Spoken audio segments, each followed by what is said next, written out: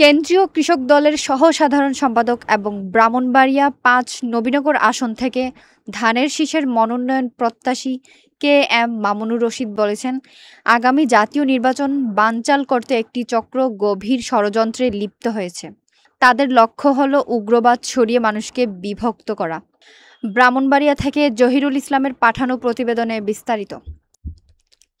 শনিবার বিকেলে বড়াইল ইউনিয়ন কৃষক দলের দ্বিবার্ষিক সম্মেলনে প্রধান অতিথির বক্তব্যে তিনি বলেন, যারা পিআর পদ্ধতি চাচ্ছে তারা আসলে ফ্যাসিস্টদের প্রতিষ্ঠিত করতে চাচ্ছে। আমরা পিআর পদ্ধতি চাই না। সম্মেলনে সভাপতিত্ব করেন বড়াইল ইউনিয়ন কৃষক দলের আহ্বায়ক মোহাম্মদ আলী। সঞ্চালনা করেন ইউনিয়ন কৃষক দলের সদস্য সচিব মোহাম্মদ আলী। অনুষ্ঠানে প্রধান বক্তা ছিলেন কেন্দ্রীয় কৃষক দলের দপ্তর সম্পাদক মোহাম্মদ শফিকুল ইসলাম। উদ্বোধক হিসেবে বক্তব্য দেন ব্রাহ্মণবাড়িয়া জেলা কৃষক দলের সদস্য সচিব মোহাম্মদ জিল্লুর রহমান।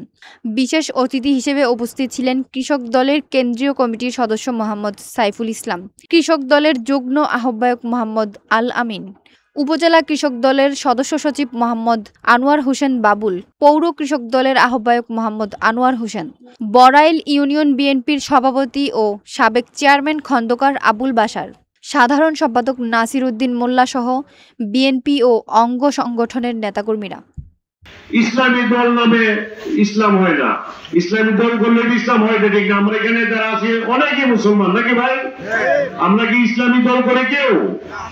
আমরা বিএনপি করি। ইসলামী দল করলে বিএনপি মানে ইসলামী দল হয় না।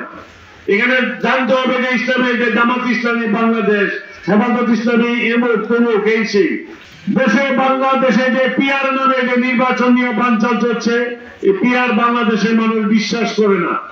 সুতরাং এই পিআর নিয়ে সামনে প্রেসিডেন্টরা পাশাপাশি ইসলামী কিছু দল নির্বাচনকে বানচাল করার জন্য চেষ্টা করতেছে।